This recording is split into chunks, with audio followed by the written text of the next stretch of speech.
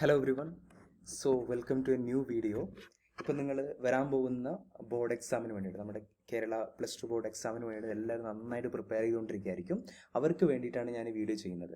Okay, നമ്മുടെ purpose of making this video എന്ന് പറയുന്നത്, നമ്മുടെ ബോർഡ് എക്സാമിൽ, വരാൻ പോകുന്ന ബോർഡ് എക്സാമിൽ നമുക്ക് എങ്ങനെ ഫുൾ A+ മേടിച്ചെടുക്കാം, അല്ലെങ്കിൽ ഫുൾ മാർക്ക് മേടിച്ചെടുക്കാം, അതിന് സ്യൂട്ടബിൾ ആയിട്ടുള്ള കുറച്ച് സ്ട്രാറ്റജീസാണ് ഞാൻ ഷെയർ ചെയ്യാൻ പോകുന്നത്. അവർക്ക് മാത്രമല്ല, ഈവൻ നല്ല മാർക്ക് മേടിക്കണം അല്ലെങ്കിൽ പാസ്സാവണം എന്നൊക്കെ എല്ലാവർക്കും യൂസ് ചെയ്യാൻ പറ്റുന്ന കുറച്ച് ടെക്നിക്കാണ്.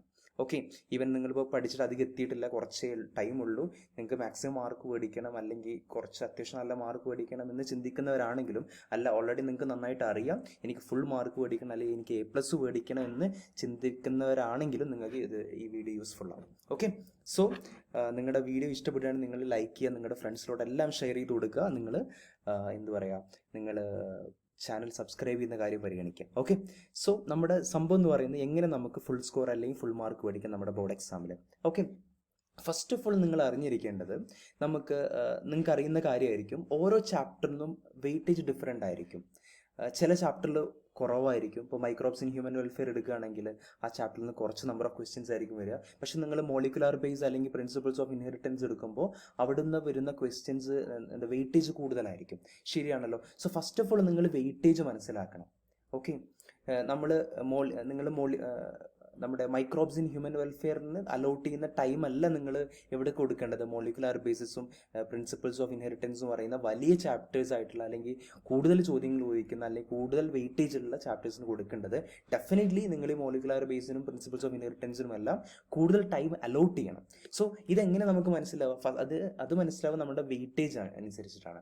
ഓക്കെ, നിങ്ങൾക്ക് ഓരോ ചാപ്റ്ററിനും എത്ര വെയിറ്റേജ് ആണ് എന്നുള്ളത് നിങ്ങൾ മനസ്സിലാക്കിയിരിക്കണം. ഓക്കെ, അതാണ് ഫസ്റ്റ് സ്റ്റെപ്പ് എന്ന് പറയുന്നത്. നിങ്ങൾക്ക് വെയിറ്റേജ് അറിയുന്നില്ലെങ്കിൽ നിങ്ങൾ ഒന്ന് കമൻറ്റ് ചെയ്തോളൂ, ഞാനൊരു വീഡിയോ ഉണ്ടാക്കാം. അല്ലെങ്കിൽ പല സോഴ്സിൽ ഇത് അവൈലബിൾ ആയിരിക്കും വെയിറ്റേജ് എന്നുള്ളത്.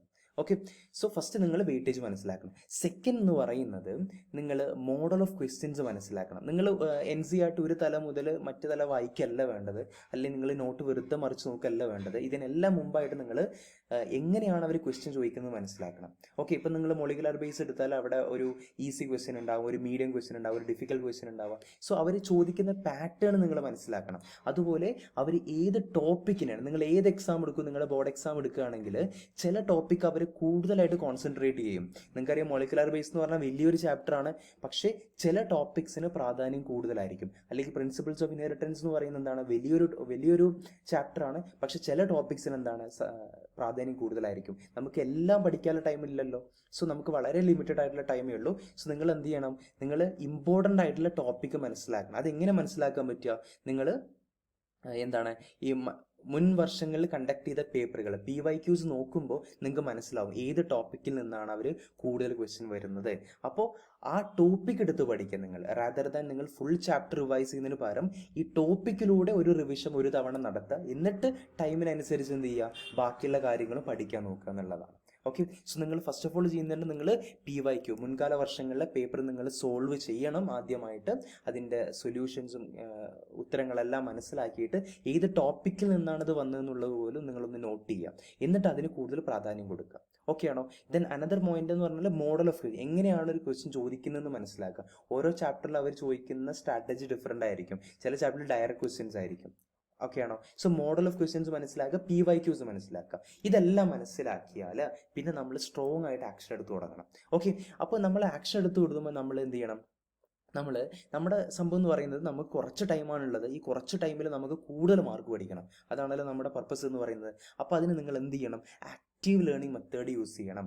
ലോ യൂട്ടിലിറ്റി മെത്തേഡ്സ് ആയിട്ടുള്ള പാസീവ് ലേണിംഗ് മെത്തേഡ്സ് ഉപയോഗിക്കരുത്. നിങ്ങൾ ജസ്റ്റ് വായിച്ചുകൊണ്ടേ ഇരിക്കരുത്. അത് ലോ യൂട്ടിലിറ്റി മെത്തേഡ്. അതിന് പകരം ആക്റ്റീവ് ലേണിംഗ് മെത്തേഡ് യൂസ് ചെയ്യണം. എന്താ ആക്റ്റീവ് ലേണിംഗ് മെത്തേഡ് എന്ന് പറയും? എന്തൊക്കെയാണ് ആക്റ്റീവ് ലേണിംഗ് മെത്തേഡ്? നിങ്ങളിപ്പോൾ ഒരു വർഷം നിങ്ങൾ പഠിച്ചല്ലോ, ഈ പഠിച്ച പല കാര്യങ്ങളും നിങ്ങൾ ഉള്ളിലുണ്ട്. ചില കാര്യങ്ങൾ നിങ്ങൾ മറന്നു പോയിട്ടുണ്ടാവാം, ചില കാര്യങ്ങൾ നിങ്ങൾ ഓർക്കുന്നുണ്ടാവാം. അപ്പോൾ നിങ്ങൾ ആദ്യം ചെയ്യേണ്ടതെന്ന് പറയുന്നത്, ഒരു ചാപ്റ്റർ എടുത്ത് ഒരു തല മുതൽ മറ്റേ തല മുതൽ വായിക്കുന്നതിന് പകരം നിങ്ങൾ എന്താ ചെയ്യേണ്ടത്, ഫസ്റ്റ് നിങ്ങൾ ഇപ്പം നിങ്ങൾ മൈക്രോബ്സ് ഇൻ ഹ്യൂമൻ വെൽഫെയർ എന്ന് പറയുന്ന ചാപ്റ്റർ എടുത്ത് വിചാരിക്കും. ഈ ചാപ്റ്ററിൽ നിങ്ങൾ എന്തെല്ലാം ഓർത്ത് നോക്കി, എന്തെല്ലാം നിങ്ങൾക്ക് ഓർക്കാൻ കഴിയുന്നുണ്ട്, അതെല്ലാം നിങ്ങളൊരു പേപ്പറിൽ ഇങ്ങനെ നോട്ട് ചെയ്യാം. ഓക്കെ, അപ്പോൾ നിങ്ങൾക്ക് മനസ്സിലായി എന്തെല്ലാം നിങ്ങൾ ഓർക്കുന്നത്, എന്തെല്ലാം നിങ്ങൾ ഓർക്കുന്നില്ല. ഓർക്കാത്ത ഭാഗങ്ങൾ പോയിട്ട് എന്ത് ചെയ്യുക, നിങ്ങൾ വീണ്ടും പഠിക്കുക. ഓക്കെ, ഓർക്കുന്നതിൽ വീണ്ടും ടൈം അലോട്ട് ചെയ്യേണ്ട ആവശ്യമില്ലല്ലോ. ഇപ്പം നിങ്ങൾ അനദർ എക്സാമ്പിൾ, നിങ്ങൾ പ്രിൻസിപ്പിൾസ് ഓഫ് ഇൻഹെറിറ്റൻസ് എടുക്കുകയാണെങ്കിൽ, ആ ചാപ്റ്റർ എടുക്കുകയാണെങ്കിൽ നിങ്ങൾ ഓർത്ത് നോക്കുക, ഞാൻ എന്തൊക്കെ പഠിച്ചിട്ടുണ്ട്. ഞാൻ ലോ ഓഫ് ഡോമിനൻസ് പഠിച്ചിട്ടുണ്ട്, ലോ ഓഫ് സെഗ്രിഗേഷൻ പഠിച്ചിട്ടുണ്ട്, ലോ ഓഫ് ഇൻഡിപെൻഡൻറ്റ് അസോർട്ട്മെൻറ്റ് പഠിച്ചിട്ടുണ്ട്. അതെല്ലാം നിങ്ങൾക്ക് ഓർക്കാൻ കഴിയുന്നുണ്ട്. പിന്നെ നിങ്ങൾ വേറെന്ത് പഠിച്ചിട്ടുണ്ട്, ഞാൻ കംപ്ലീറ്റ് ഡോമിനൻസ് പഠിച്ചിട്ടുണ്ട്, ഇൻകംപ്ലീറ്റ് ഡോമിനൻസ് പഠിച്ചിട്ടുണ്ട്, മോണോ ഹൈബ്രിഡ് ക്രോസ് പഠിച്ചിട്ടുണ്ട്, ഡൈ ഹൈബ്രിഡ് ക്രോസ് പഠിച്ചിട്ടുണ്ട്. ഇതെല്ലാം നിങ്ങൾ ഓർക്കുന്നുണ്ട്. പക്ഷെ നിങ്ങൾക്ക് എന്ത് ചെയ്യുന്നില്ല, നിങ്ങൾ ഡൈ ഹൈബ്രിഡ് ക്രോസിൻ്റെ ഫീനോട്ടിപ് റേഷ്യോ മറന്നുപോയിട്ടുണ്ട്, ആ കാൽക്കുലേഷൻ മറന്നുപോയിട്ടുണ്ട്. അപ്പോൾ നിങ്ങൾ അത് മാത്രം പോയിട്ട് ഒന്നുകൂടി റിവൈസ് ചെയ്യുക. പിന്നെ എൻഡിലോട്ട് വരുമ്പോൾ ഡിസോർഡേഴ്സ്, മെൻഡീലിയൻ ഡിസോർഡേഴ്സ്, അതുപോലെ ക്രോമസോമൽ ഡിസോർഡേഴ്സ്, അതെല്ലാം നിങ്ങൾ ഒന്ന് ഓർത്തെടുക്കാൻ നോക്കുക, എന്നിട്ട് എഴുതാൻ നോക്കുക. അപ്പോൾ ഏതൊക്കെ നിങ്ങൾ ഓർത്തെടുക്കാൻ കഴിയാത്ത പോയിന്റ് ഉണ്ടോ അത് വീണ്ടും പോയി പഠിക്കുക. ഇതാണ് ഒരു മെത്തേഡ് എന്ന് പറയുന്നത്. So active learning method use ചെയ്യുക. സോ അത് നിങ്ങൾ എക്സാം ഹാളിൽ നിങ്ങൾക്ക് എല്ലാം ഓർത്തിട്ട് നിങ്ങൾക്കത് റെപ്ലിക്കേറ്റ് ചെയ്യാനുള്ള ഒരു സാഹചര്യം ഒരുക്കി തരും. ഓക്കെ, സോ ഇതാണ് പറയാനുള്ളത്. നിങ്ങൾ ആക്റ്റീവ് ലേണിംഗ് മെത്തേഡ് അഡോപ്റ്റ് ചെയ്യണം. അടുത്തെന്ന് പറയുന്നത് നിങ്ങൾ ഷോർട്ട് നോട്ട്സ് ആണ്. ഈ സമയത്ത് നിങ്ങളെ ഏറ്റവും കൂടുതൽ ഹെൽപ്പ് ചെയ്യുന്നൊരു കാര്യം എന്ന് പറയുന്നത് ഷോർട്ട് നോട്ട്സ് ആയിരിക്കും. നിങ്ങൾ ഷോർട്ട് നോട്ട്സ് ചിലപ്പോൾ ഉണ്ടാക്കിയിട്ടുണ്ടാകും. ഷോർട്ട് നോട്ട്സ് ഉണ്ടാക്കിയിട്ടുണ്ടെങ്കിൽ നിങ്ങളത് റിവൈസ് ചെയ്യുക. ഇതുവരെ ഉണ്ടാക്കിയിട്ടില്ലെങ്കിൽ ഇനി നമുക്ക് ഉണ്ടാക്കാനുള്ള ടൈം അധികമല്ല.